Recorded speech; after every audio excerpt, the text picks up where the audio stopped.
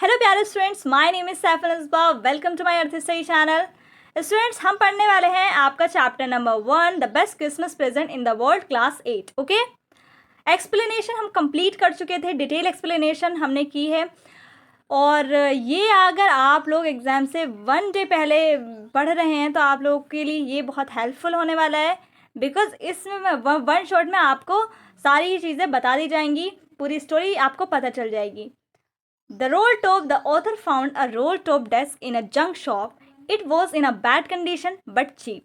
He thought that he could restore it, so he bought it. He began to work on it on Christmas Eve.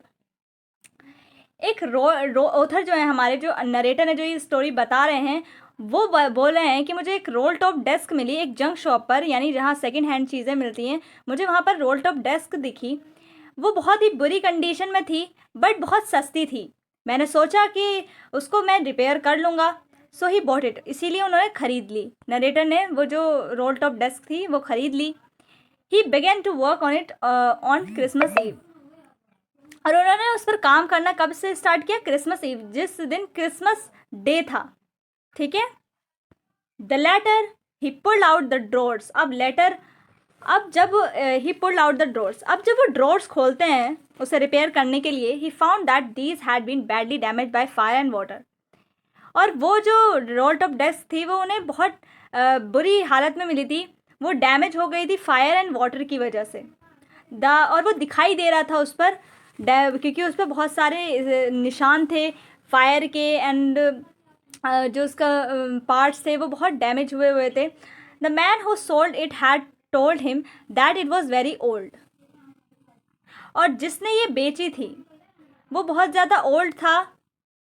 It was on 19th century and made of oak. उसने बताया कि 19th century पुरानी role top desk है और ये okay से बनी हुई थी।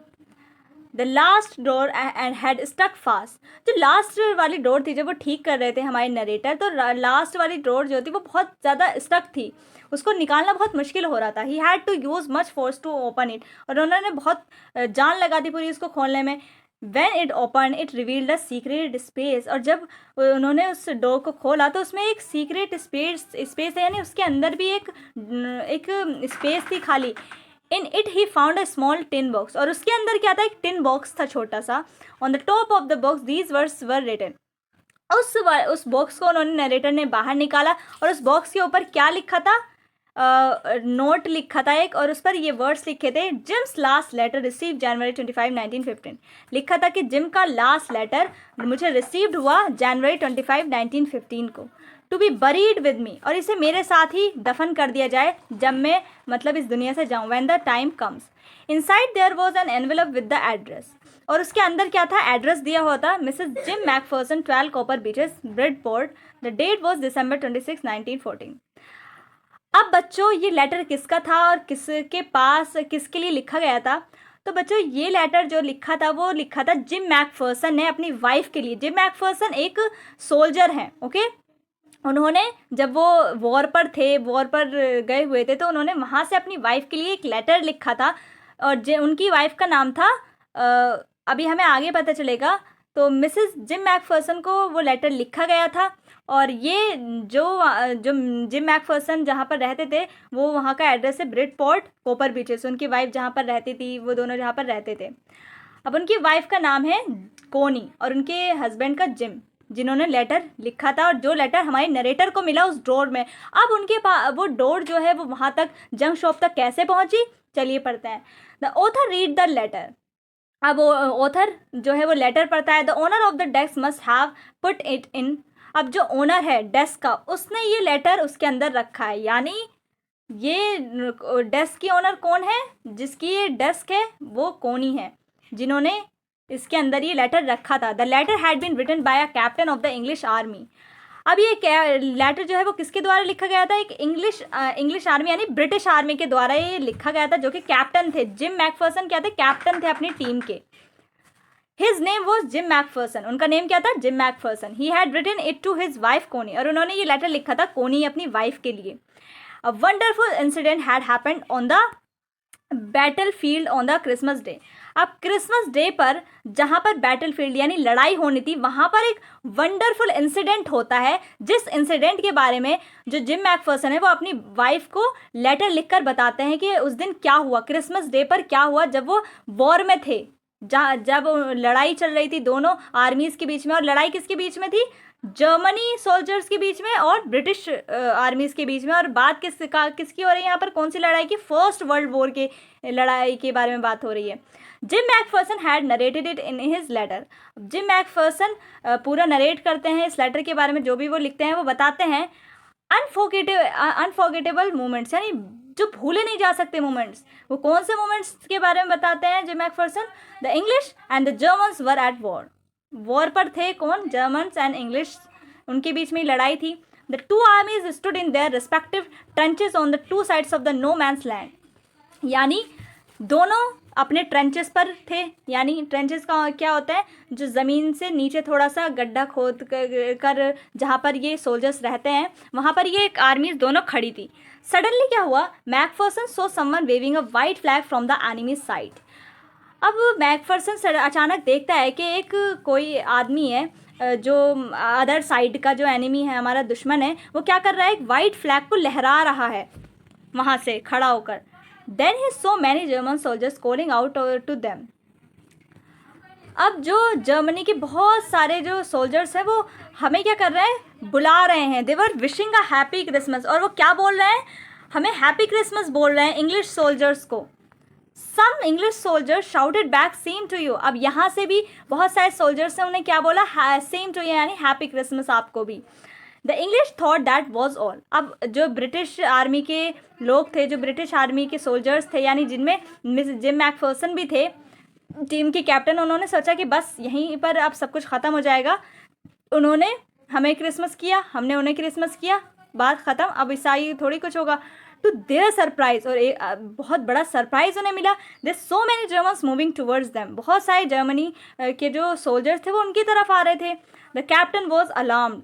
कैप्टन ने सबको अलार्म किया कि आप लोग अपना सर को नीचे कर लीजिए या फिर तैयार रहना। शायद उनकी वो कोई I could be a trick, शायद उनकी कोई ट्रिक हो सकती है, बट इट वॉज नॉट। पर ये उनकी ट्रिक नहीं थी।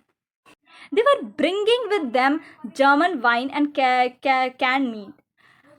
अब वो क्या कर रहे थे? जर्मनी के जो सोल्जर्स थे वो ला रहे थे क्या? वाइन अपने साथ और मीट, जो भी उनका खाना वगैरह था। Now there were no rifles between the soldiers. और दोनों ही फिर आर्मीज क्या थी? आपस में मिली। और इस वक्त क्या था?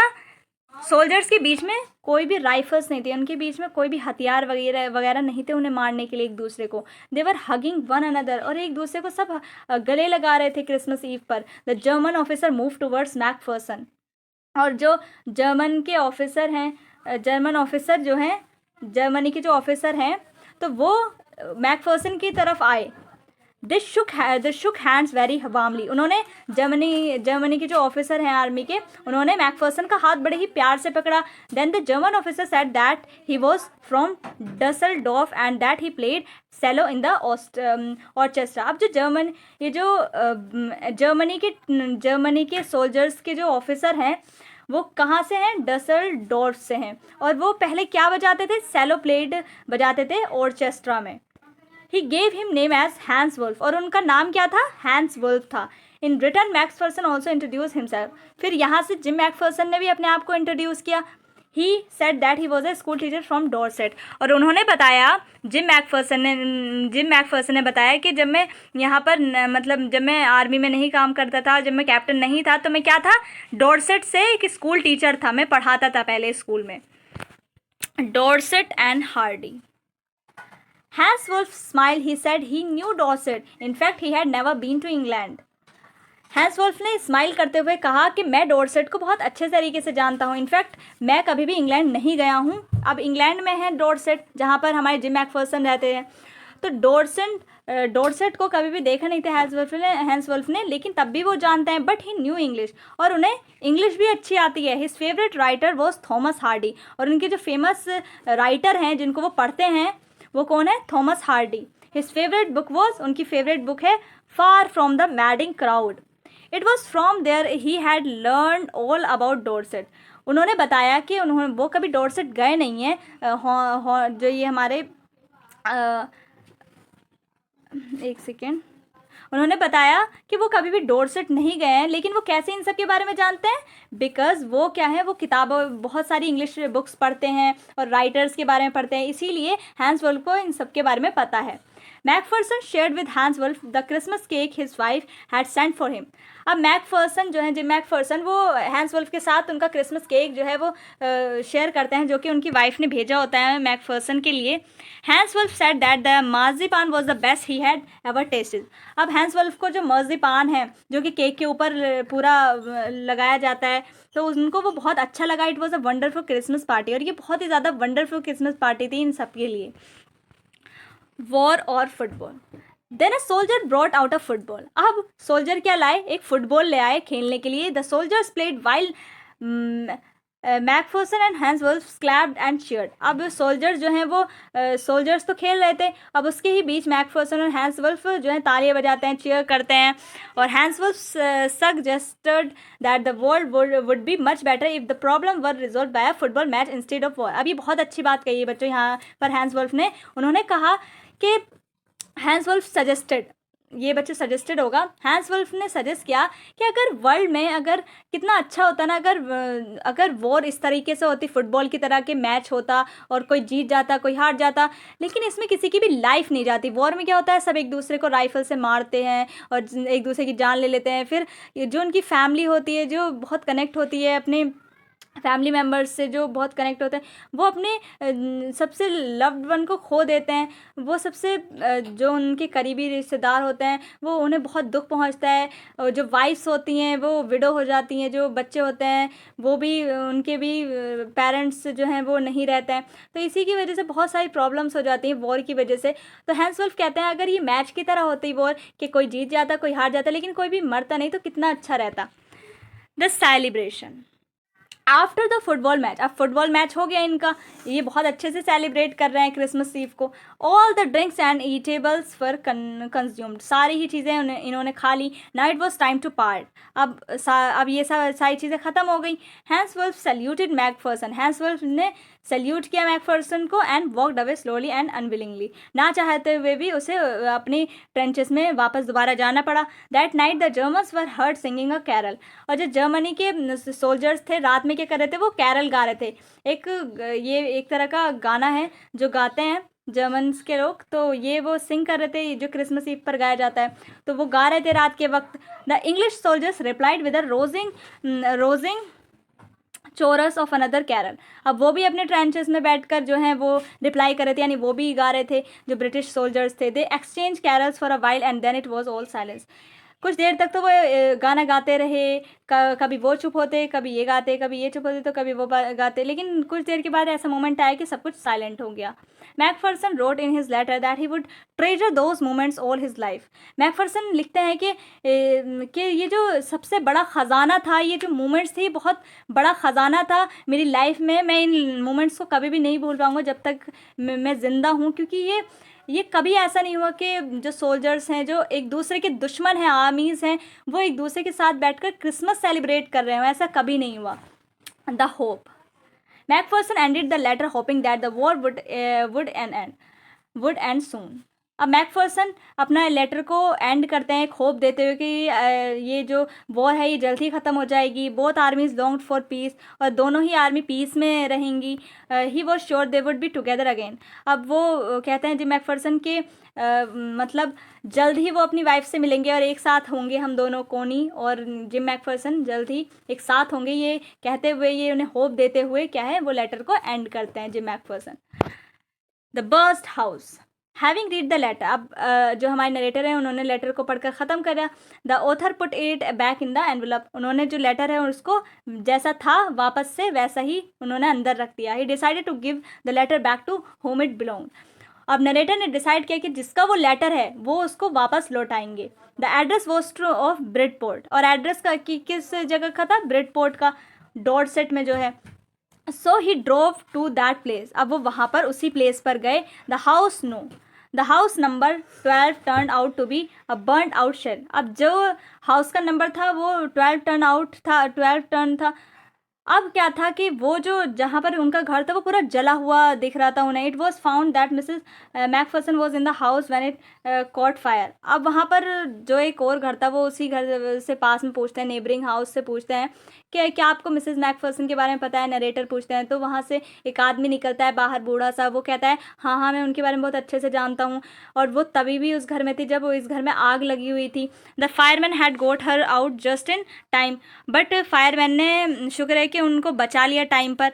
She was 101 years old. अब वो 101 साल की हैं। Now she was in a nursing home, और वो कहाँ पर हैं? अब नर्सिंग होम में है।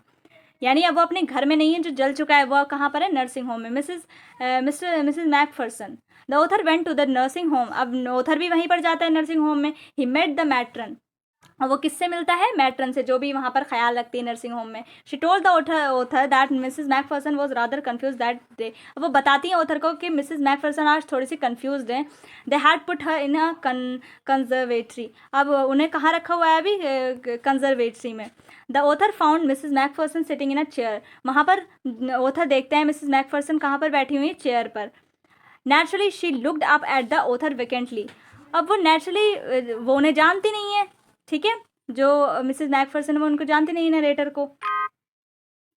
तो वो बहुत वैकेंटली उसको देखती हैं ऑथर को। But her eyes lit up when he called her Connie and gave her the letter. But उनकी आइज बहुत चमकने लगती हैं जब वो उनका नाम लेते हैं और उनको लेटर देते हैं। He told her how he had got the letter. वो बताते हैं कि उनको लेटर कैसे मिला। But she was not listening to him. But वो तो उनकी बातों पर ध्यान नहीं दे रही थी, वो तो बस लेटर को देखे जा रही थी। She reached out and took his hand. अब वो थोड़ा उनके पास आकर उनका हाथ पकड़ लेती हैं नरेटर का। Her eyes were filled with tears, और उनकी आंखों में आंसू आ रहे थे कोनी के। She felt that her gym. और उनको क्या लगता है, जो नरेटर होते हैं हमारे, वो जब उनके पास जाते हैं उनको क्या लगता है कोनी को? कि ये मेरे हस्बैंड जिम हैं जो वापस आ गए हैं। She said that her gym had kept his promise. वो कहते हैं कि वो जो कोनी वो बोलती हैं कि जिम तुमने मुझसे प्रॉमिस किया था कि तुम वापस आओगे। He had return on the eve of Christmas, कि तुम क्रिसमस ईव पर वापस आओगे मुझसे मिलने के लिए और हम साथ में क्रिसमस ईव मनाएंगे। She made him seat beside her, और तुम आ गए हो, अब तुम मेरे पास आकर बैठो। शी किस्ड हिज चिक। अब वो क्या करती है? नरेटर की चिक्स पर किस करती है, उनको लगता है ये मेरे हस्बैंड है। She talked along and lovingly to him. अब वो बहुत अच्छे से उनसे बात करती हैं, प्यार से। She said that she had got the best Christmas present in the world. और वो क्या कहती हैं? कि ये क्रिसमस प्रेजेंट वर्ल्ड में सबसे ज़्यादा बेस्ट है मेरे लिए।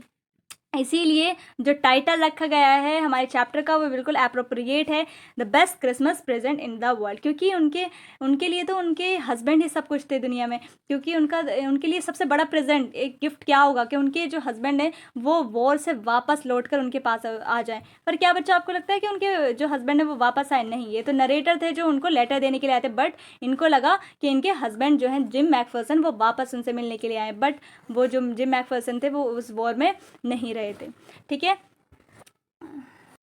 तो ये जो आपका चैप्टर है वो बच्चे यहीं पर ख़त्म होता है। बहुत सारी चीज़ें इसमें बताई गई हैं। बहुत ही इंटरेस्टिंग चैप्टर है। आपको अगर डिटेल में पढ़ना है तो आप लोगों का एक्सप्लेनेशन मिल जाएगी डिस्क्रिप्शन बॉक्स में, आप लोग अच्छे से भी पढ़ सकते हो इसको वर्ड टू वर्ड। तो चलिए मिलते हैं नेक्स्ट वीडियो में, तब तक के लिए bye bye and take care.